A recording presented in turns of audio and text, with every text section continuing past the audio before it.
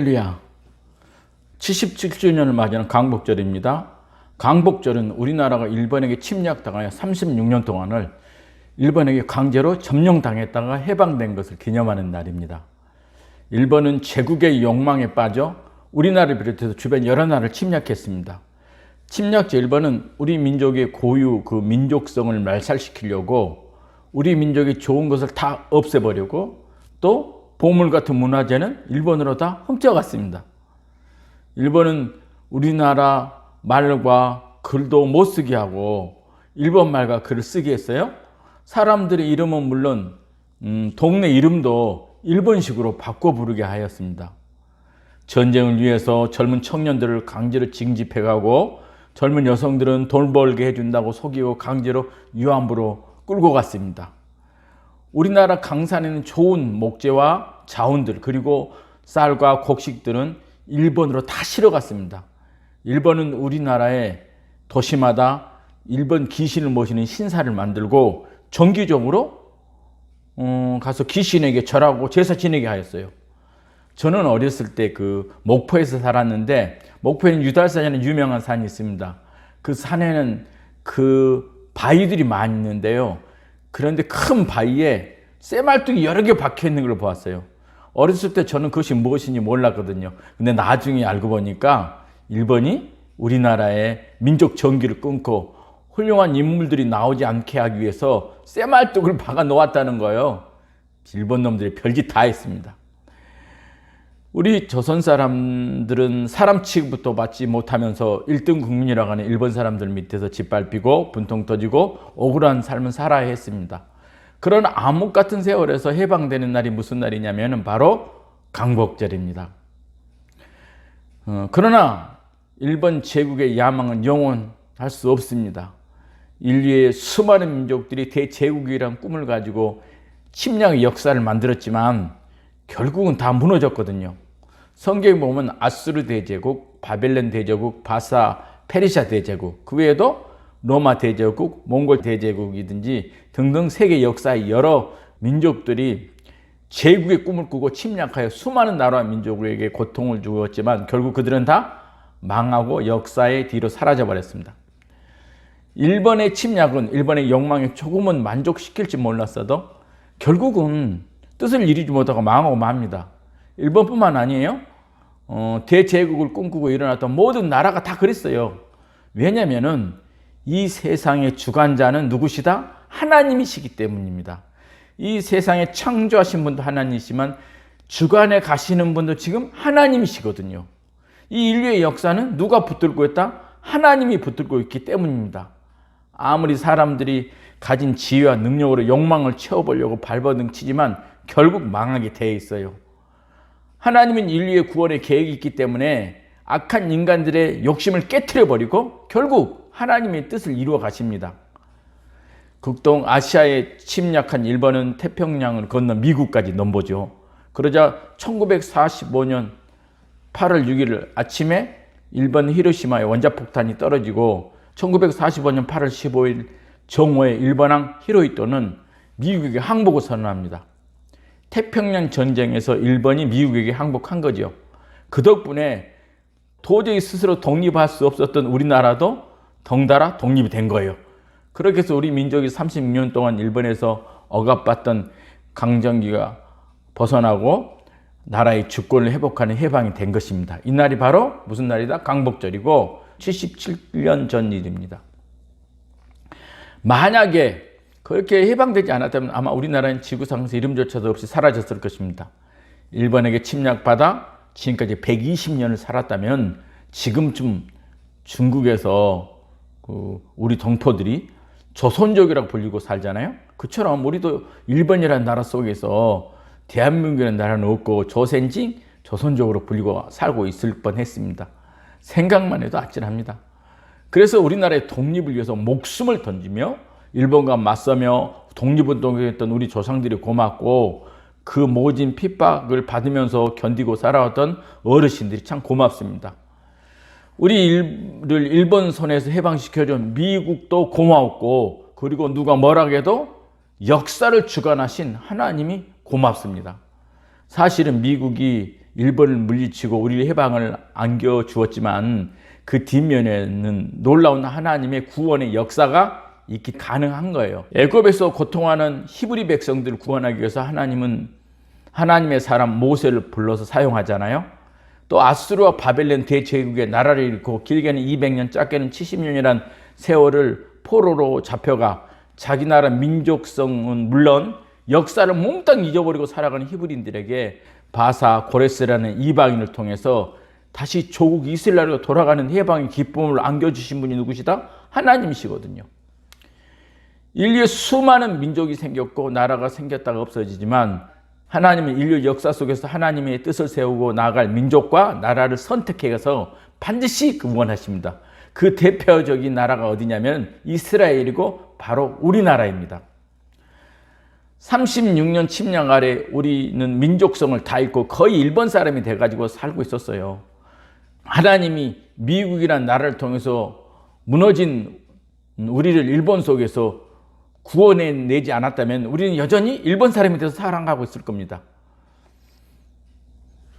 그때 얼마나 우리나라 사람이 일본 사람 됐는지 지금을 봐도 알아요. 벌써 강복이 된 지 80년이 다 되잖아요. 그런데도 불구하고 우리 생활과 문화 속에는 일본 잔재가 많이 남아 있습니다. 유한부 문제는 지금도 해결하지 못하고 일본과 우리나라의 정치적 문제가 되어 있고요. 우리가 쓰는 말 중에 젊은 사람들이 잘 쓰는 말이 있어요. 간지난다. 간지란 말은 일본 말이거든요. 멋있다라는 말인데 아직 우리 젊은이들 속에 그런 일본 그 언어가 사용되고 있잖아요. 뿐만 아니라 넌닝고, 우리가 입는 속옷을 넌닝고라고 한다든지, 또 건축 현장에서 단도리, 대마찌 이런 것들 다 일본 말이거든요. 주로 사람들이 3, 4, 5 모이면 주로 하는 놀이가 무엇인 줄 아세요? 화투놀이입니다. 그 일본 문화거든요. 80년 가까이 일본 잔재를 없앤다고 하긴 했지만 그때 너무나 깊이 일본화가 되었기 때문에 지금도 남아있는 거예요. 물론 좋은 것은 우리가 수용해서 우리 것으로 만들어가면 되는데 별로 좋지 않는 것에 빠져있기 때문에 문제가 되는 거예요. 일본은 다 신주의자들입니다. 우상과 귀신을 섬기는 나라가 바로 일본입니다. 만약에 우리나라가 해방되지 않았다면 우리는 일본 사람이 되어 일본의 강요에 의해서 일본의 귀신을 신으로 섬기고 신사를 찾아서 절하고 제사를 지내고 있을 것입니다. 일본은 우리나라보다 기독교가 먼저 들어갔습니다. 그런데도 지금도 일본은 예수님 믿는 기독교인과 교회 찾아보기 어렵습니다. 그러니 우리나라가 해방되지 않았다면 우리도 하나님 사랑 모르고 예수님 믿지 않을 것이고 일본 귀신을 섬기고 살다가 결국 죽으면 귀신이 가는 불타는 지옥으로 들어갈 뻔했어요. 그러니 우리나라가 해방된 것이 얼마나 중요하고 다행스러운 일입니까? 이것은 하나님께서 우리를 불쌍히 여기시고 또 하나님께서 우리나라를 통해 사실 일이 있어가지고 일본의 손에서 우리를 구원하신 거예요. 우리나라가 해방됐는데 큰 역할을 하는 나라가 어디입니까? 미국입니다. 미국이라는 나라는 유럽에서 천교도들이 건너가 세운 나라거든요. 천교도란 철저하게 하나님 말씀 중심으로 사는 기독교인들입니다. 그래서 미국을 하나님이 세운 나라라고 해도 잘못된 말은 아니거든요. 지금 많이 타락했지만 당시 미국은 완전히 기독교 국가였어요. 미국은 대통령이 당선되면 하나님 말씀대로 하겠다고 성경에 손을 얹고 선서하는 나라거든요. 그러니 우리나라가 더러운 우상과 귀신이 우글거리고 판치는 일본에서 미국의 도움으로 해방된 것은 하나님께서 강력하게 역사하신 것이고 하나님께서 우리를 구원해 것인가라고 말해도 전혀 틀린 것은 아닙니다. 하나님이 애굽에서 히브리인들을 구원한 것처럼 바벨론에서 이스라엘을 구원해낸 것처럼 하나님은 우리나라를 우상과 귀신의 나라에서 구원해 주셨습니다. 일본은 도쿄에 있는 야스쿠니 신사를 비롯해서 전국의 귀신을 모시는 크고 작은 신사가 20에서 30만 군데가 된다고 그래요. 그러니 우리가 해방되지 않았다면 지금 우리는 일본 귀신을 모시는 신사에 찾아다니면서 귀신을 섬기고 살 것이 틀림없습니다. 그럴 뻔한 우리를 누가 구해 주었다고요? 하나님께서 구해 주신 거예요. 그리고 하나님은 우리 대한민국 국민을 사용하셔서 하나님의 뜻을 이 세계에서 이루어가고 계시는 중이에요. 보실래요?